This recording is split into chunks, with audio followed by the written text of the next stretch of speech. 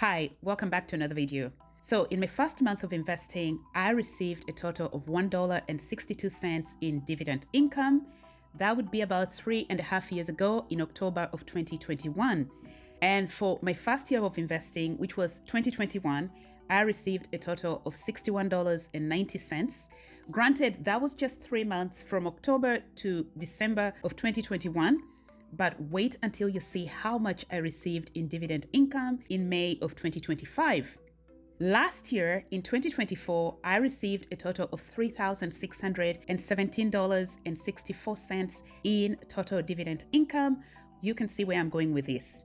Even if it's only been 3.5 years, the growth of my portfolio can in part be credited to compounding because I reinvest all of my dividend income. And over these 3.5 years, I have received nearly $8,000 in dividend income. Now, what is compounding? Compounding is the process by which earnings on your investments in the form of dividends or interest, because if you invest in bonds or high interest savings accounts, you earn interest, not dividends. So compounding is the process by which earnings on your investments are reinvested in the portfolio together with the principal, and then the product is further reinvested. And as you earn more, you reinvest. So you're earning interest or you're earning dividends on both your principal and the accumulated earnings, the accumulated dividends or interest, whatever you are earning from your portfolio continues to earn the same kind of returns as your initial principal. In short, compounding happens when you earn dividends on your principal in your portfolio, plus dividends on the accumulated earnings in the portfolio, and that's what generates exponential growth. It's where the term dividend snowball comes from. Albert Einstein is credited with saying, compounding is the eighth wonder of the world. He who understands it earns it, he who does not pays it. Now here, let me show you a simple illustration of what compounding would look like from my portfolio. Now, remember, this is being very simplistic, and I'm just using this for illustration purposes only. We're going to make some assumptions as well. We're going to assume that the stock prices remain constant and that the dividends per share remains constant over the years. We're looking at numbers. So based on that assumption, you'll realize that the numbers we have at the end could potentially be much higher. All three stocks here are in my portfolio, full disclosure. So we're going to assume I'm reinvesting my dividend income from 2024. The total dividend income here, the $3,617, is real. That's how much I received in dividend income. So this little table has the stock, the ticker, price, number of shares, annual dividends per share, and total dividend income to be reinvested. If I chose to reinvest the entire $3,600 in the Royal Bank of Canada, ticker symbol RY, and the stock price at the time of this recording was $176, then I would buy 20.55 shares by reinvesting $3,617. Current dividends per share are $5.92 annually. And so if I reinvested $3,617, I would receive $121.68 in dividend income in 2025. If I chose to invest the amount in TD, ticker symbol TD, share price at the time of this recording is $90, I would buy 40.2 shares of TD, and current dividends per share are $4.20 annually. That would afford me $168.82 in annual dividend income in 2025. Enbridge, ticker symbol ENB, share price at the time of this recording $63. If I reinvested $3,617, I would add 57.42 shares of Enbridge to my portfolio. The stock currently pays $3.77 per share in dividends. And so for 2025, I would receive $216.48. Now, to further illustrate this, let's work with one stock, TD. Now, let's assume I invested the full amount in TD shares. In 2025, as we've indicated up here, I would receive $168.82. The $168.82 would afford me, let's see, that amount divided by the share price. The $168.82 would afford me an additional 1.88 shares of TD. so that in 2026, I would have a total amount of $3,786.44, which is basically the original $3,617 plus the dividends earned in 2025. Now, remember, in 2025, we added 40.2 shares of TD. The additional dividends would afford us 1.88 shares, so that in 2026, we'll have 40.07 shares. So this is how it works out. We started with 40.2, then the dividends received in 2025 afforded us 1.88, then we'll have 40.07 shares in 2027. Now, based on the $4.20 in dividends per year, we would receive $176.70. And based on the share price of $90 per share, that would add another 1.96 shares to the portfolio. In 2027, we will start with the amount we had in 2026, add the annual dividend income to get to $3,963.14. And based on a share price of $90, that would afford us 44.03 shares. Or you could simply take the number of shares in 2016, which is 42.07, and add the number of shares you would afford from the dividends in 2026, which is 1.96. And here we go. Now we have 44.03. Based on annual dividend income of $4.20, in 2027, we would receive $184.95. The $184.95 will afford us an additional 2.05 shares of TD. And so in 2028, we'll have 46.09 shares of TD. And of course, the base price would also increase.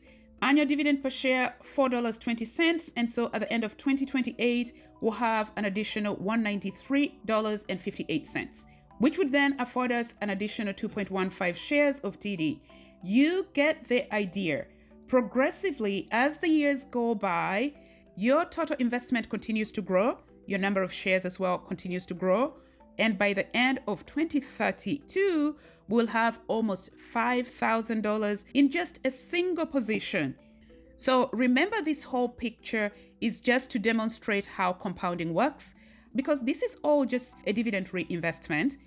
I have a position in TD in which I invested principal amount, and so that continues to grow as well. The whole picture therefore becomes one of exponential growth, as you have both the earnings growing as you continue to reinvest and the principal continues to grow as well. And that again is where the term dividend snowball comes from. Now, as I indicated, that's a very simplistic illustration of how compounding works. In reality, the share price for TD might go up or down. We know, for instance, that over the last 3 years, TD has been having a lot of pains with the share price down for the last 3 years because it had trouble with US authorities. But TD is a dividend aristocrat, so that even while its share price lagged the market over the last 3 years, it kept on increasing its dividend payments. So anyway, in a nutshell, I digress. That's how compounding works. So the thing with compounding is that it requires time. So the sooner you start investing, the sooner you will start to benefit from the power of compounding. Time is the superpower behind compounding growth. Now, if you enjoy content like this, please consider liking this video and subscribing to my channel. It helps the channel grow. It also encourages me to continue making these videos. Now, back to my portfolio. Quickly, here is how much dividends I have received in the month of May over the last 3 years. Of course, in 2021, I started investing in October, so I received 0 dividends in May of 2021 because I wasn't investing yet. In 22, I received $120.23. In 23, I received $161, and in 24, I received $364.25. Notice the increment year over year. The longer you're in the market, the more you contribute. Now, understand that in the early years of investing, your portfolio grows largely by your contributions. However, the more you contribute, the higher the amount of dividends you'll get, and the more you will have to reinvest. So, let's look at May of 2025. Start by looking at payments for the first 4 months of 25 very briefly, then look at the stocks that paid me in May of 2025. So this is an activity summary that I have downloaded from my brokerage on Questrade. And so this is all the dividends I have received from January this year so far.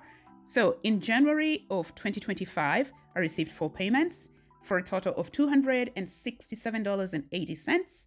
TD paid me twice. I have it in 2 different accounts. Both are tax sheltered accounts. The RRSP is equivalent to the 401k, and the TFSA, the tax-free savings account, is equivalent to the Roth IRA. And so this is January of 2025. In February, I received 6 different payments for a total of $558.33. Now, remember, October of 2021, $1.62. Look how far I have come, almost $560 in 1 month. And so this is February of 2025. In March of 2025, quite a bit. I think these were 14 different payments. You'll notice I have some stocks in 2 different accounts. SCHD, a popular dividend ETF, Schwab, I have in 2 different accounts. I have Enbridge in 2 different accounts. I also have Google, both class A and C. They are in the same account, but they're 2 different classes.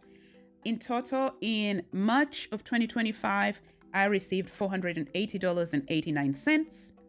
And then in April of 2025, there we go, $316.48. That's from 4 different payments. Again, TD paid me twice. I have it in 2 different accounts.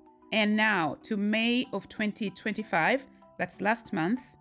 There we go, $662.93 from 6 different payments. Royal Bank of Canada paid me twice. On the 15th of May, I received 3 different payments. ABBV is a pharmaceutical company. I have 30 shares of ABBV, and it paid me $58.55. Just to clarify, column I says all Canadian. Now, the 3 US listed stocks, ABBV, Apple, and Procter & Gamble, I have converted the dividends received into Canadian dollars so that we are comparing apples to apples. We're working with a single currency. Otherwise, the net receipts are here in US dollars for the US listed stocks. So ABBV is a pharmaceutical company, paid me $58.55. Apple, 25 shares, paid me $7.74. Procter & Gamble, 50 shares, paid me $73.98. All these payments are in tax sheltered accounts in May. Then the Royal Bank of Canada, I have it both in my RRSP and TFSA. I have 82 shares in my RRSP, and Royal Bank paid me $121.36. I have 110 shares of Royal Bank in my TFSA, and it paid me $162.80. I've been asked a question by one of the viewers, why do I have the same stock in 2 different accounts? Because these are tax sheltered accounts, they have limited room assigned by government each year. You can only contribute so much to the tax sheltered accounts because it's a tax loss to the government when they let you invest tax-free. So once I max out one of the tax sheltered accounts, I move to the other because I still want to invest in a certain stock, but I don't have enough room in maybe an RRSP or the TFSA. I have less room in my RRSP because part of my work pension, it's a part of my RRSP. So that's RRSP and TFSA. Collectively, Royal Bank of Canada paid me $284.16. Then on the 27th, Bank of Montreal, 150 shares, paid me $238.50. It's also in my TFSA. So together, $662.93. Now, let's see how much I have received in dividend income in 2025 so far. So this is all receipts for 2025. There we go. $2,286.43 is how much I have received in dividends for the first 5 months of 2025. Now, I have not yet updated my dividend tracker, so let's go and populate my dividend tracker with my dividend income for May 2025. So this is my dividend tracker, and you will notice if this is your first time that column C has 2021. So I have the years, of course, and the months. And the first 9 months of 2021 are blocked because I started investing in October. Total dividend income in 2021 was $61.90. 2022, I received a total of $889.10, equivalent to about $74.09 per month in dividend income. That's an average. In 2023, I received a total of $1,667.62. That's equivalent to about $139 in monthly income. And in 2024, look at that, I received $3,617.64, which is equivalent to about $301.47. So 2025, the first 4 months are already updated. Let's update May, and that was $662.93. Voila. In total, year to date, the first 5 months of 2025, I have already received $2,286.43. Now, compare how much I have received in the first 5 months of 2025 to how much I received in the whole of 2022, for instance. This is almost 260% of what I received in 2022. In 2023, I received $1,667. And if you compare what I have received in the first 5 months to what I received in the whole of 2023, that's almost 38% increase in income so far. If you compare 25 to 2024, the amount I have received in the first 5 months of 2025 is 63% of what I received in the whole of 2024. So really, there is no magic to what I'm doing. It's just being consistent and being focused on my goal of building a portfolio that will support my goal of retiring early. Consistency, consistency, consistency. So that is my update for May. My expectation is that by the end of 2025, I would have achieved a new milestone of receiving more than $500 per month in dividend income from my portfolio. So if you enjoyed the video, please consider liking and subscribing to the channel. It helps the channel grow. Share with family and friends. I'll see you in the next one.